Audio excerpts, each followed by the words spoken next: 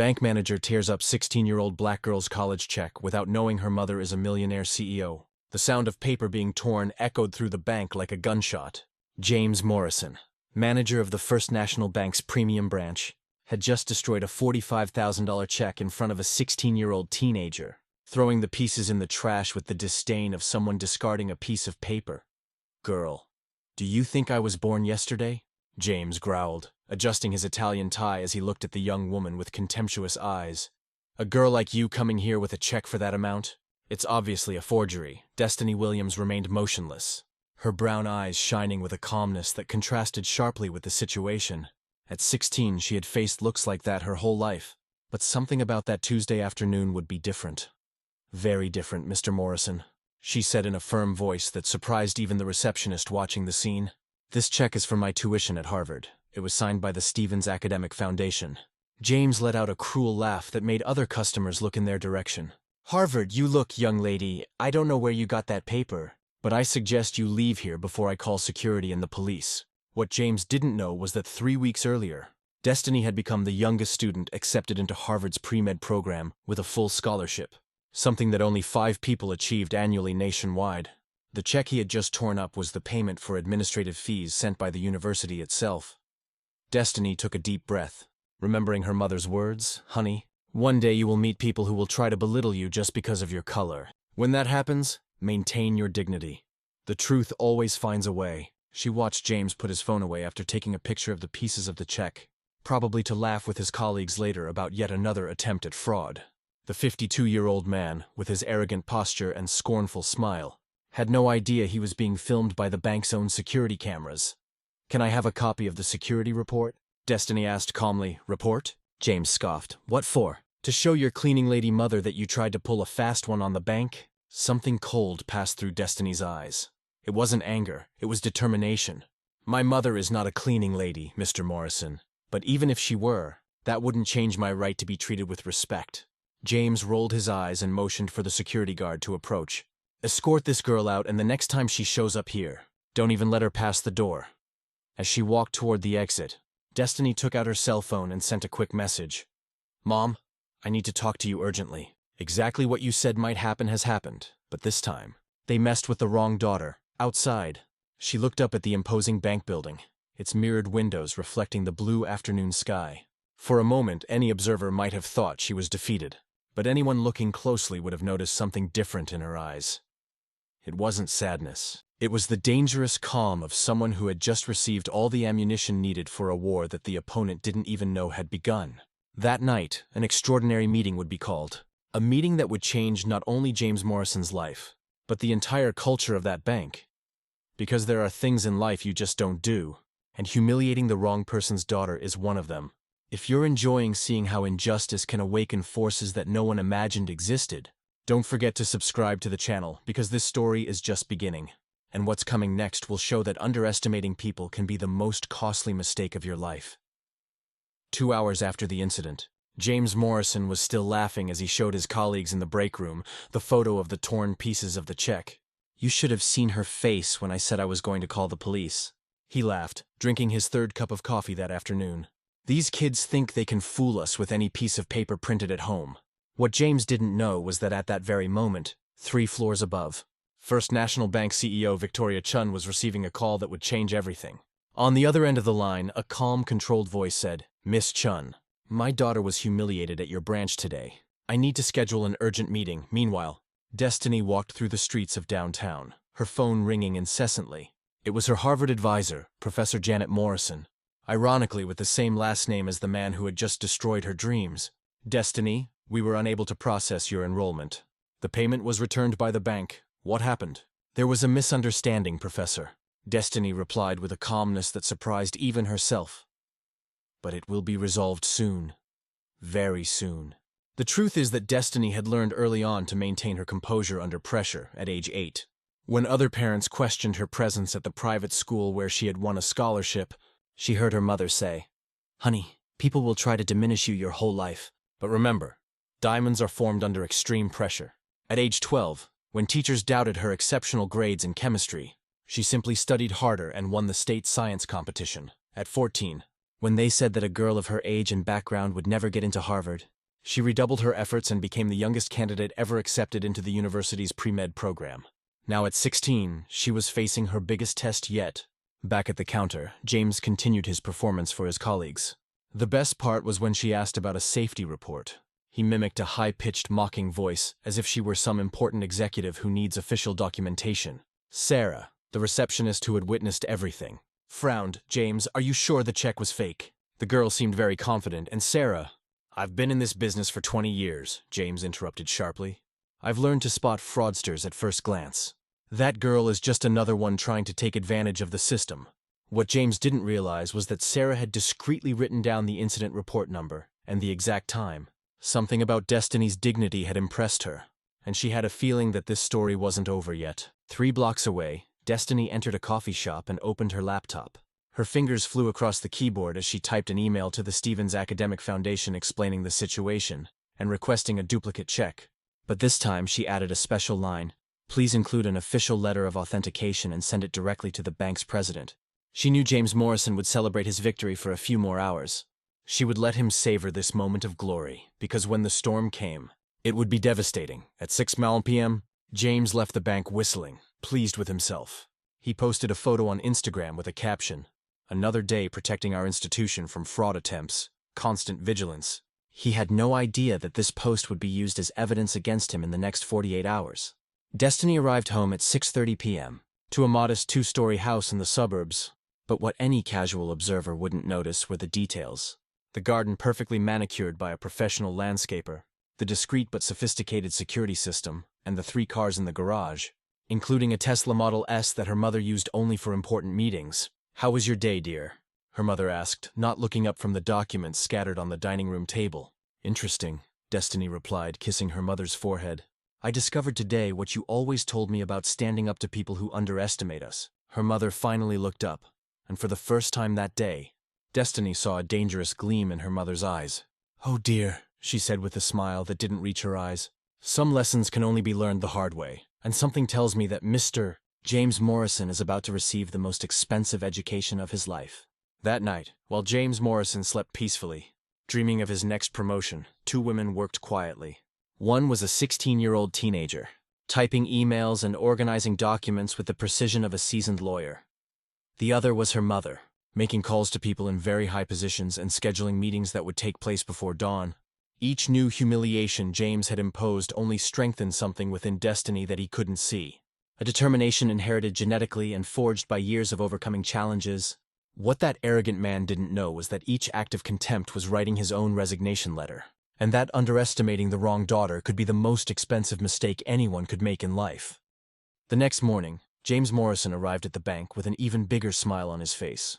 He had slept well, dreaming of his future promotion to regional director. Over breakfast, he showed his wife the printout of the torn pieces of the check.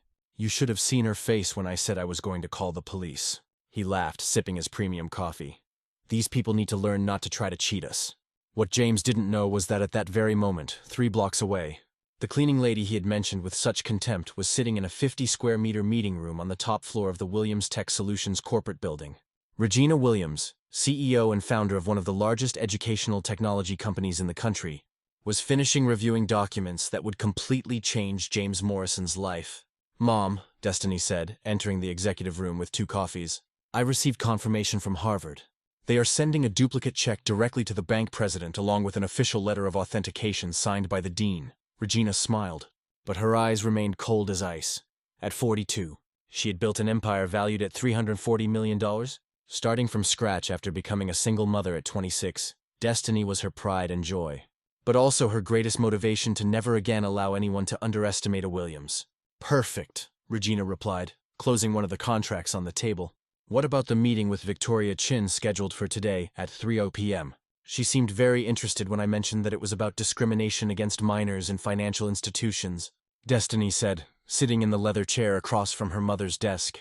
Regina had met Victoria Chin 5 years ago at a conference for female executives. They had kept in touch professionally, but Victoria had no idea that the educational consultant, Regina Williams, who occasionally sent emails, was actually the CEO of Williams Tech Solutions. She had kept this low profile on purpose. You never knew when discretion would come in handy. While mother and daughter calmly made their plans, James Morrison was at the bank enjoying the best day of his week. 3 important clients had praised his rigorous security after he told them about the previous day's attempted fraud. Sarah, the receptionist, just shook her head, annoyed at how he turned humiliation into a source of pride. "James," Sarah called as he passed the counter. "Are you sure the girl was trying to defraud you?" She seemed very confident. "And Sarah, dear," James interrupted condescendingly, "you need to develop more instinct for these things. I can spot fraudsters a mile away. That girl was a classic case." What James didn't notice was the man in the suit who had just entered the bank and overheard the entire conversation. Dr. Michael Roberts, a civil rights attorney, had been hired by Regina the previous morning. He discreetly photographed James's name tag and noted the time of the conversation. 2 hours later, Regina and Destiny were in Dr. Roberts' office reviewing their legal strategy. "We have racial discrimination, humiliation of a minor, destruction of property, and potentially defamation," Dr. Roberts listed, flipping through documents with the bank's security cameras and the receptionist's testimony. "We have a solid case. We don't just want a lawsuit." "Doctor," Regina said firmly, "we want this to serve as an example. No other child should go through what my daughter went through." Destiny, who had remained quiet, finally spoke up. "James Morrison needs to understand that his actions have consequences, but more importantly, the bank needs to change its policies, Doctor," Roberts smiled. It was rare to find clients as focused on social justice as they were on personal revenge. "I have an idea," he said. "What if instead of just suing them, we offer them an alternative? A chance to do the right thing before this becomes public at 2:30 in the afternoon?" James was quietly eating lunch when he received a call from the president's secretary. "Mr. Morrison, Miss Chun needs to see you in her office immediately. It's about an incident yesterday." James frowned. "Incident? What incident?" He had saved the bank from an attempted fraud. Why would the CEO want to see him about that? Maybe it was to commend him personally. Yes, that must be it. He walked up to the top floor, whistling softly, adjusting his tie.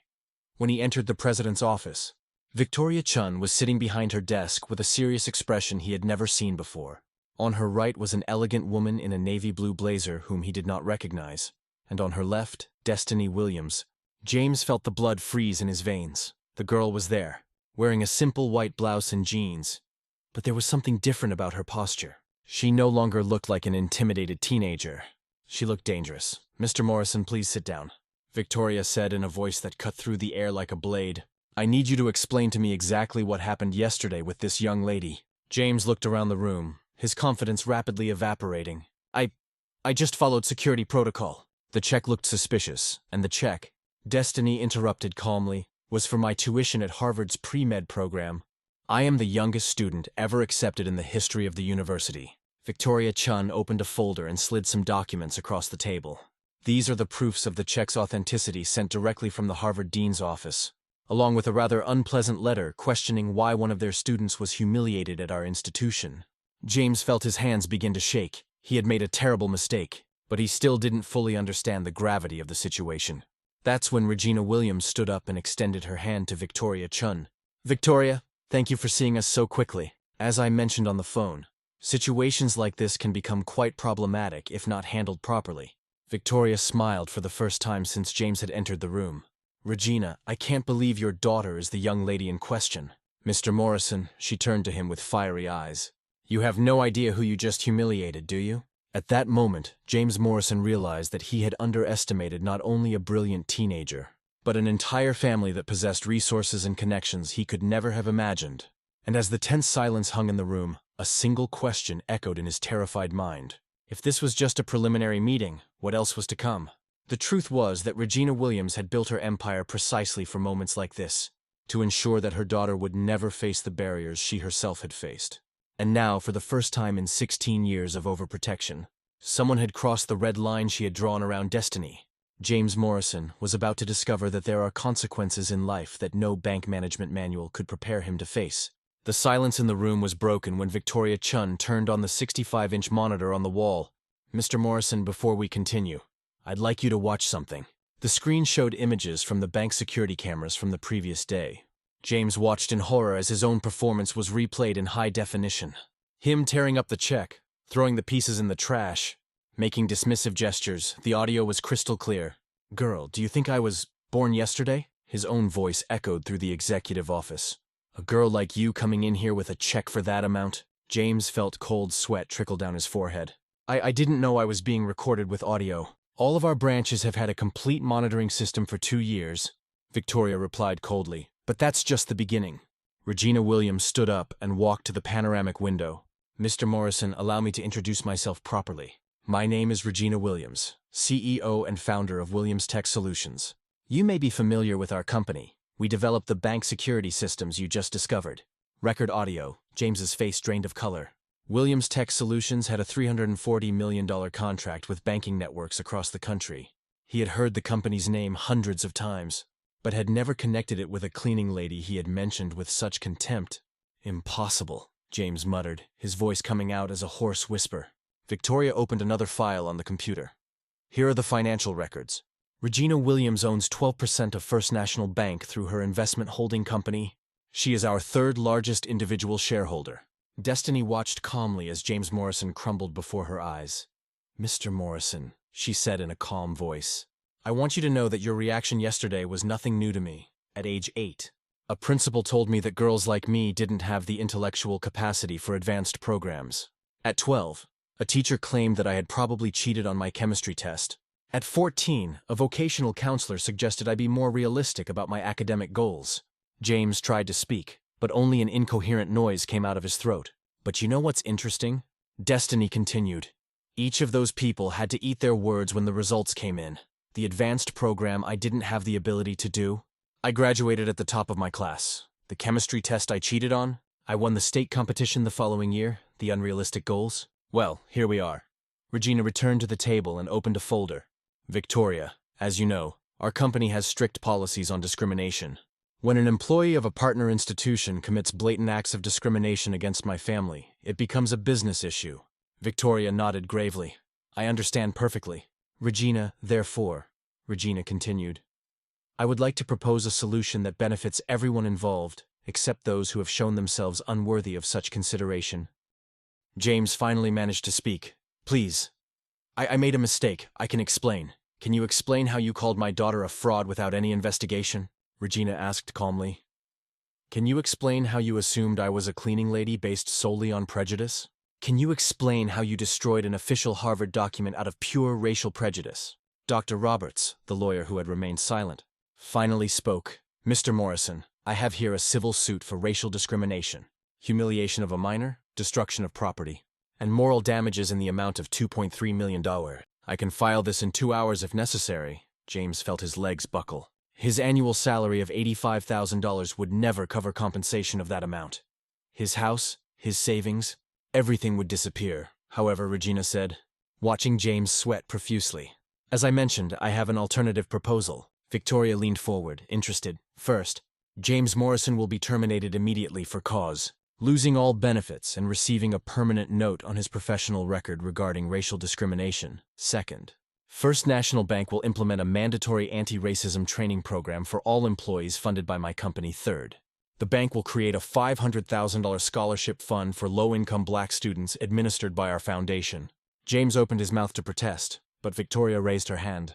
The alternative, she said coldly, is to face a lawsuit, a federal investigation for discrimination in a financial institution, and the national publicity that will surely follow when the story of how a bank manager humiliated the daughter of the CEO who saved his bank reaches the media.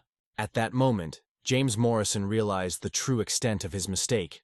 He hadn't just humiliated a brilliant teenager. He had attacked the family of the woman whose financial decisions could make or break his bank. He had thrown his career away out of pure prejudice. I accept the terms, he whispered, his voice almost inaudible. Regina smiled for the first time since she had entered the room. Excellent, Victoria. Can you arrange the documentation? As James signed his resignation letter with trembling hands, Destiny approached him one last time. Mr. Morrison, I hope that one day you will understand that the problem was never that I didn't look like someone who deserves respect. The problem is that you forgot that all people deserve respect regardless of their appearance. 20 minutes later, James Morrison walked through the bank parking lot for the last time, carrying a box with his personal belongings. Inside was the photo he had taken of the pieces of the check. Now, a bitter reminder of how prejudice had destroyed his career in less than 24 hours.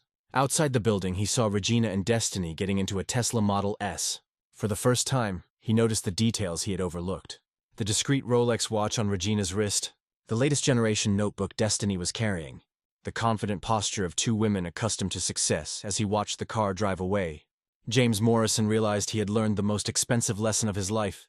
Never judge a book by its cover, especially when you have no idea how many chapters that book contains. But was it too late to apply that lesson? And can some bridges, once burned by prejudice and arrogance, never be rebuilt? 6 months later, Destiny Williams walked through the historic halls of Harvard in her immaculate white lab coat, carrying anatomy books that weighed as much as her responsibilities as the youngest pre-med student in the university's history. At just 17 years old, she had not only survived her first semester, she was among the top 10 students in her class. Destiny called Professor David Chun, head of the molecular biology department. "I need to talk to you about your research on genetics and racial disparities in medicine." It was the same research she had begun, inspired by the humiliation at the bank, a study of how medical biases affect diagnosis and treatments. The work was attracting national attention, and 3 universities had already offered her scholarships for her graduate studies. Meanwhile, 1,000 meters away, James Morrison woke up in his one-bedroom apartment in a rundown neighborhood of the city. At 53, he worked as a cashier at a local supermarket, earning $12 an hour, less in a day than he used to earn as a bank manager. The permanent note in his professional record about racial discrimination had made it impossible for him to get any position in financial institutions. 3 job interviews had ended the moment recruiters discovered his past. The house that had taken him 15 years to pay off had been sold to cover lawyers and labor lawsuits that had piled up after his dismissal. "James, can you cover cash register 3? Shouted his supervisor, a woman 20 years younger than him. She didn't even bother to use "sir" to her. He was just another disposable employee who had apparently lost his way in life.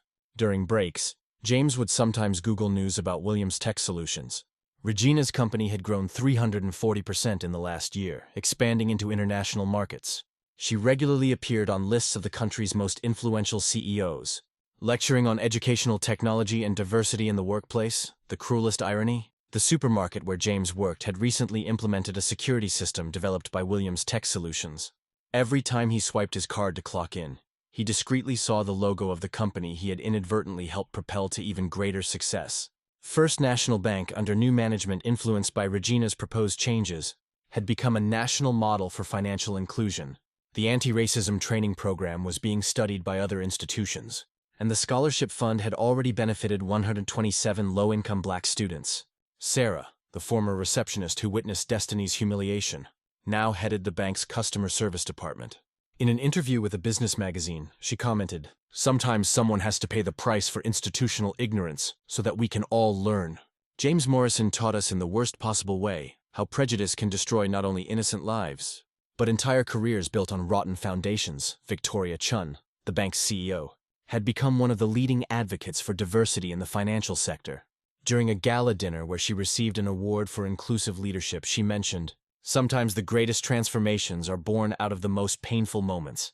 A 16-year-old girl taught us that judging people by their appearance is not only morally wrong, it's economically foolish. Destiny, watching the speech online from her dorm room at Harvard, smiled as she saw Regina being given a standing ovation by an audience of more than 500 executives.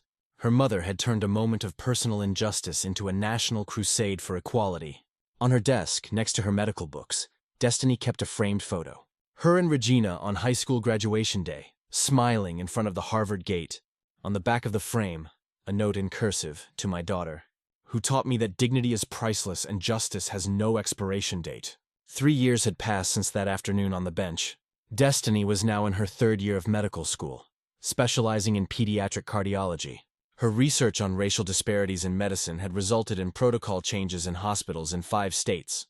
James Morrison still worked at the supermarket at 56.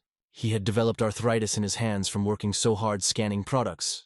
His former colleagues at the bank occasionally ran into him in the cereal aisle, always looking away in shame, less for him than for themselves, for laughing when he humiliated a teenager who would become one of the country's most promising doctors. The story had spread on social media as an example of how prejudice can backfire on those who practice it. Destiny never posted about the incident, but others did. A TikTok video called "How a Racist Bank Manager Destroyed His Own Career in 5 Minutes" had over 3 million views. In the end, James Morrison tried to humiliate a brilliant young woman because of the color of her skin, and ended up humiliating only himself. Destiny learned that true justice is not to fight fire with fire. It is to shine so brightly that even the blind can see your light. The best revenge is not to destroy those who tried to diminish you. It is to build such impressive success that they themselves realize how small they always were. Sometimes life puts prejudiced people in our path, not to teach us humility, but to show us that our greatness never depended on their approval. If this story of transformation and justice touched your heart, subscribe to the channel